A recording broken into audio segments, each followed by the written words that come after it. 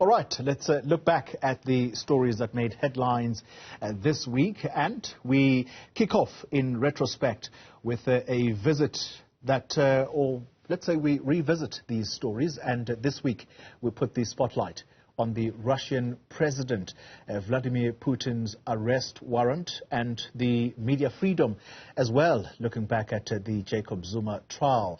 Karyn is among those that are being accused by the former president of publicizing his medical records. In 2015, South Africa allowed the former Sudanese president, Omar al-Bashir, to escape.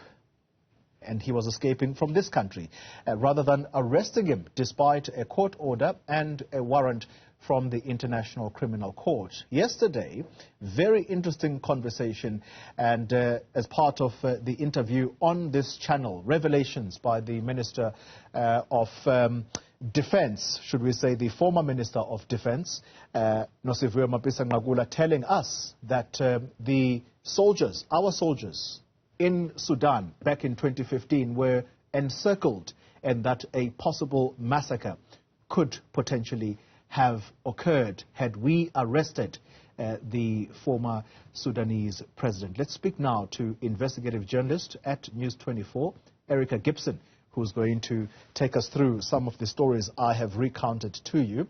Well, Erika, good morning to you, and thank you very much for your time. Let's start with the man that is on the lips of many this week. That's the Russian President Vladimir Putin. The understanding at the moment is that if indeed he does set foot in South Africa in August, he will be warmly welcomed, at least for now, by the economic freedom fighters who are saying that they will go fetch him at the airport. He does his business, and then he is taken back safely to the very same port of entry he would have entered. How do you think South Africans or South African authorities are processing this right now? It's a difficult one, Xoli. If you just think back on the whole hullabaloo that was created in 2015 when al-Bashir visited the country, it was a civil society and the courts and who actually took the matter to the point of enforcing or the court giving an order for the South African government to retain al-Bashir and to prevent him from fleeing the country. Yeah. Because of the very the ICC's warrant of arrest, to force government to do what it is supposed to do. And now with a similar situation with Putin's visit coming up in I think it's August, we're going to find ourselves in an even hotter spot than with al-Bashir, because Putin is a little bit more prominent than even what al-Bashir was at the time. And I don't think South Africa can afford another debacle of this kind. It's just inconceivable. I don't know how they're gonna wangle out of this one. Yeah. Let me actually ask you this question, because you were, I think, the first journalist to write a story about the dangers, the possible dangers that our troops faced in Sudan in 2015 when al-Bashir was here in South Africa as part of the African Union Summit. You wrote this story, and what was the reaction at the time by the Defense Ministry in particular to the claims that you made that our soldiers could have potentially faced danger if South Africa had arrested al-Bashir? At the time, it was a knee-jerk, quite a severe knee-jerk by the Defense Department. It wasn't from the ministry straight, it was from the media section. They actually issued a statement saying that everything that I wrote, there was not one iota of truth in what I wrote. And at the time,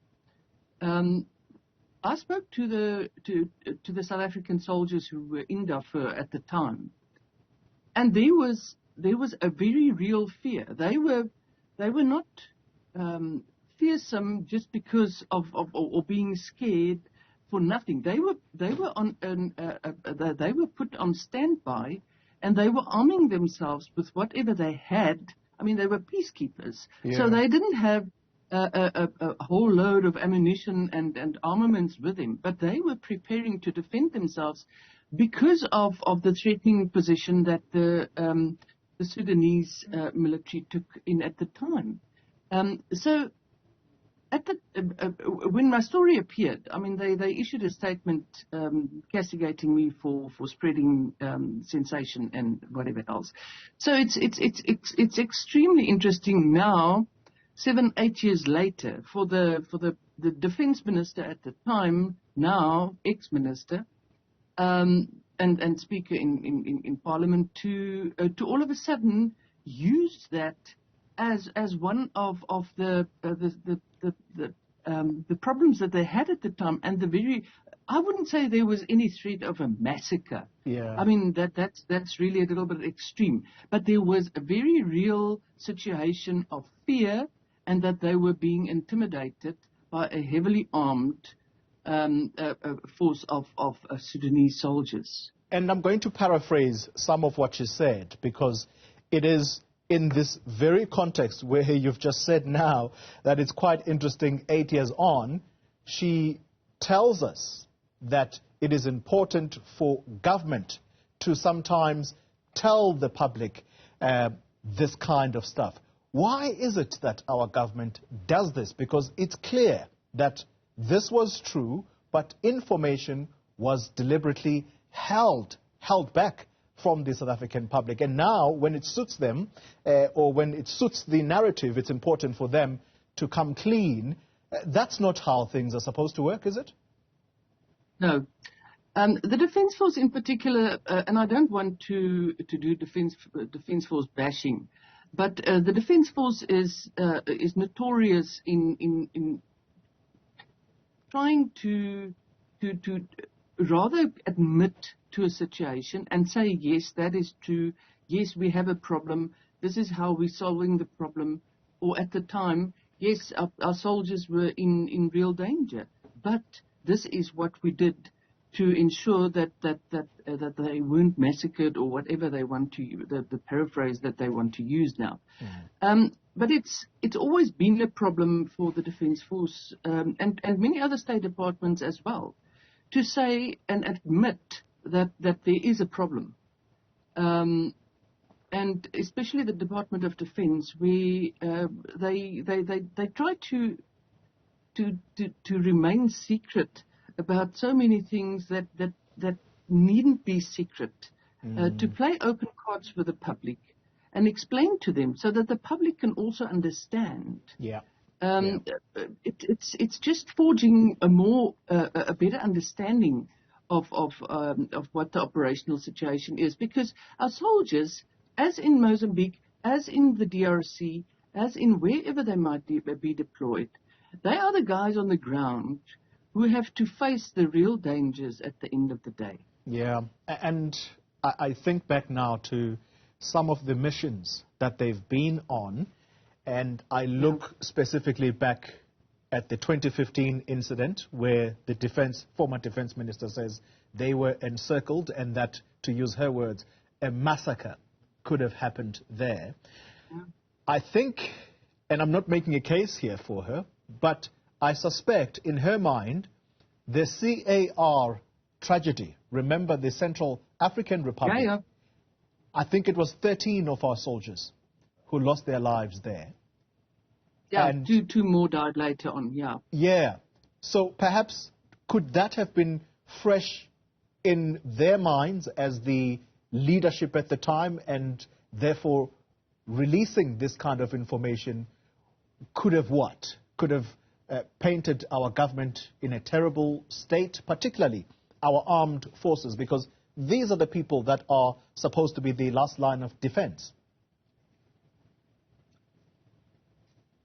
You know, it's very difficult to actually say what everybody knew at the time. And the other problem is one shouldn't always take it for granted that the minister knows what the generals know. Mm. What the generals know, they sometimes keep away from the minister. And that is also a very real possibility, that she might not have been aware of the fact that our soldiers were under threat at the time, and only realized later on, my goodness, that was what the real situation was. But be that it's a matter of just getting real with what the real situation is, and what realistic threats may be, from any of the decisions that government take. Yeah. And the same for Putin now as well. The use of Waterkloof, which is a military base, the use of Simonstown naval base in December, when a sanctioned Russian ship was allowed to come and deliver whatever. The Defence Force cannot afford to be seen to collude and breaking its own rules and regulations and safety regulations, just for the sake of what government's position is at the time. Yeah. At the time when al-Bashir happened, he escaped, let's call it, use the word escaped, from Waterkloof. It was facilitated at Waterkloof. Everything was the military sort of facilitated that his convoy, he was allowed to go to his jet without even stamping out and all that. It was facilitated on a military base. The same with Simonstown. Waterkloof was already at the time notorious for the Gupta incident. Yeah. So, the military is supposed to be very neutral, and none of the decisions that government takes should necessarily have a direct impact on the military and what it does and how what it faces operationally or anywhere else. And that is also what will be the case when Putin comes. We have a whole lot of military students who are studying in Russia. We have a whole lot of other South African students studying in Russia. I wouldn't say that they might now also face all sorts of difficulties while in Russia, but they are still there. They are the vulnerable ones who might again sort of be facing some problems. Yeah. Well, Erika, let's move then this conversation to the job that you and I do, which is journalism, and members of the South African National Editors Forum making their voices heard at the Pietermaritzburg High Court, and that's where former President Jacob Zuma has instituted a private prosecution of a fellow colleague, Karyn Maughan. This one, I have to tell you, it really just, it tugs at my own patience with our political leadership sometimes, because for the life of me, I don't understand where this is going. Perhaps you can fill me in as to why the former president has decided to do what he is doing. It's I've been around the block a few times, and when one has difficulty to understand exactly what happened during the era of the let's call it the Zuma years. It was and it reflected on our work. It reflected on it reflected on so many levels of society that it's almost incredible. My fear is just that we are moving into the same direction in so many ways. With the new dispensation, we've moved on since the Zuma years. Even if one one takes what's happening to Karyn and in court at the moment, and write it off as something that still sort of lingers on from the Zuma years. The decisions that happened in the past 2 years, especially with regards to Russia, are taken in a new sort of environment of government where everything is supposed to be a little bit better, and we should have learned from the Zuma years how not to do things. But I'm getting the idea, and that's from the media right through to all segments of society, that somehow we're falling back to a very similar situation where I'm not sure where we're going with it and what the outcome is going to be. Yeah. But it has a very real effect on journalists, on many other people trying to do their work as good as what they can, and it's worrisome. It troubles one. Yeah, yeah, and that was the sentiment from the convener of SANEF in KZN. Her name escapes me now, but she made similar statements to what you are saying, that it looks as though we are drifting, and it would be a real tragedy if we drift back to the years of apartheid. And she actually made a comparison of how the media, during the time that Madiba was in office, the media were absolutely allowed to do their jobs. In fact, at the time, I wasn't a journalist, I probably was very young then, but it felt as though the media and the work that they did was absolutely respected. And that's why, for me, it puzzles me as to why the current leadership, not just in government, but at ANC level, why it is that they have actually said nothing about a journalist being taken to court, and yet they say that they will defend the rights of media practitioners to do their jobs. Yes, freedom of speech and all of that. But the ANC remains silent. But perhaps that's a discussion for another day. Maybe you might want to give it a shot as a parting shot. Yes, I have the benefit of even working in apartheid years. So I'm a lot older than you are. And I've said so many times that the more things change, the more they stay the same. And because of the environment, I report on many military sort of subjects and so on. I have said that the Defence Force, every time that they faced with a difficult position, and it's for the broader government as well.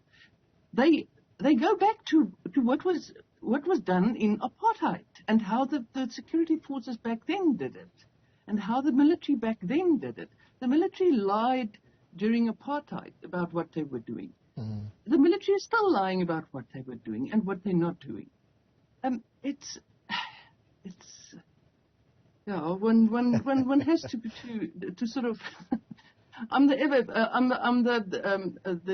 forever an optimist. So I hope I will remain an optimist until I stop writing. But sometimes it's just so baffling, especially when people's lives are endangered and sort of wiped off the table as if it doesn't matter. Yeah. If it wasn't for the media in South Africa, this country would have been in a hell of a lot more trouble than it is. And that is very true. That we can say without flinching, because we have been thanked, even by the chair of the State Capture Commission of Inquiry, for why it is that, in fact, there was an establishment of such an inquiry in the first place. It is due in part, in very large part, as a result of the work that media does. Erika Gibson, let me thank you very much for your time, investigative journalist at News 24. And yeah, that's the state of play. At least that's just some of what has happened.